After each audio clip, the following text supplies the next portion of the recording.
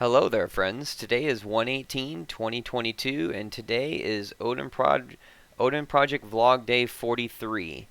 Um, I'm 78% complete with the Foundations course, and today I completed the Clean Code exercise module.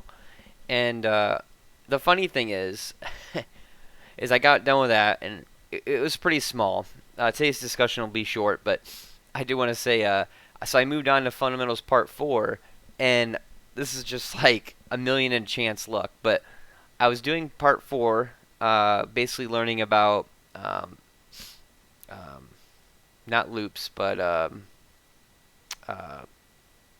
crap, I have a brain fart, arrays. I was learning about arrays, and I refreshed the page because I wasn't done with it, and I was just going to go back to prep for this recording.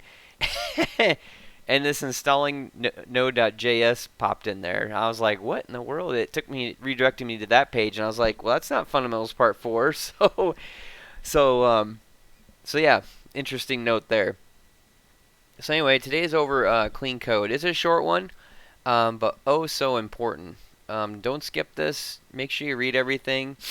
They just talk about, they start talking about what's ugly and hard to read, cleaning it up, making it linear and easier to read, using more intelligent variables, and then they have rule of thumb. Talking about indentation is really important, basically, and it's trivial whether you use two spaces or you hit tab to indent. Just be consistent in whatever method you use. I choose tab, but that's just me.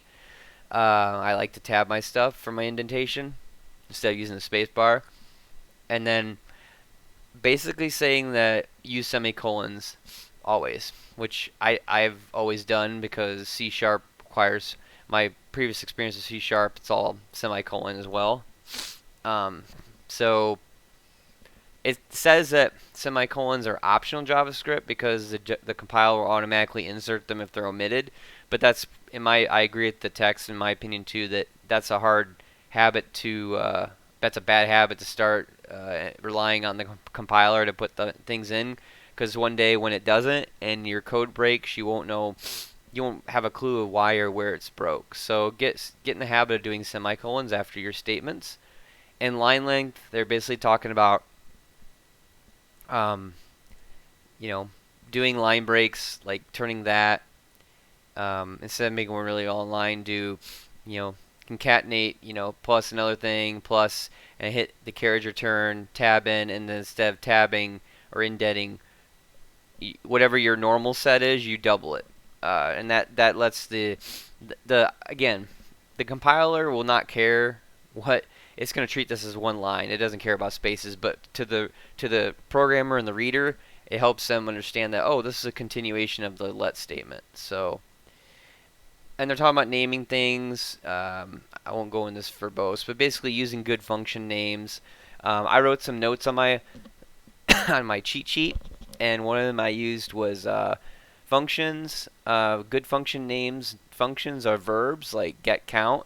Variables are, for good naming conventions, are a noun or adjective, like my, using camel space naming convention, like small m, y, capital N for name, like my name, or selected are good variables because they're adjectives or noun based, and then your functions should be verb based, like get, count, get some, get, play game, that sort of stuff. And then I put down some comments. Like, they talk about comments in here too, in the assignments. Good articles, good reads. Excuse me.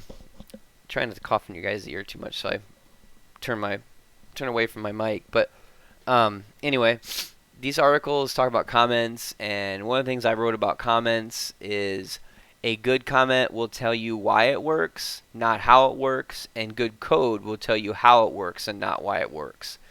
So I determined and have read enough, and you guys will too when you read these articles, that it sounds like good commenting is just as much an art as it is a science, just as much as it is with coding. So I feel like I did a pretty good job with my my scripting comments over here on this is the code from the previous exercise we just got done with the paper rock scissors project, and I feel like this is a pretty good kind of start anyway to setting up comments. Determine who won the 5 round set. Maybe that's not that one. Probably is a little too verbose. But here, like play the round and determine the winner. You know, loop through the 5 rounds, track the rounds and wins. Um, Game start. Maybe that doesn't need to be needed. But I'm just using it as practice too to get used to writing comments, but not overly commenty, and don't over comment things. There's a whole article that talks about that. So, and there's a knowledge check at the bottom.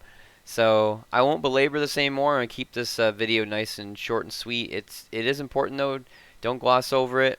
Take your time, read through it. But it even says in the assignment to oh no, it was never mind. I'm thinking of a different assignment.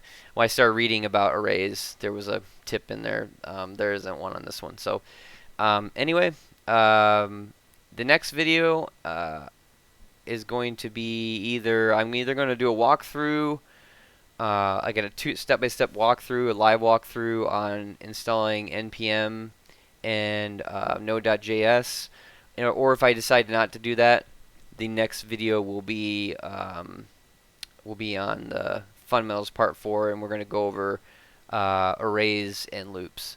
So that's it. So with that said, hope you guys had a good time and learned a little bit along the way, and thanks for coming along the journey with me today. Please like, share, and subscribe for more video uploads, and let me know in the comments what you guys how clean your code is, and how your comments are, and how you structure your comments, and just overall your thoughts on the project so far, and where we're heading, and where you're at. So until next time, see ya.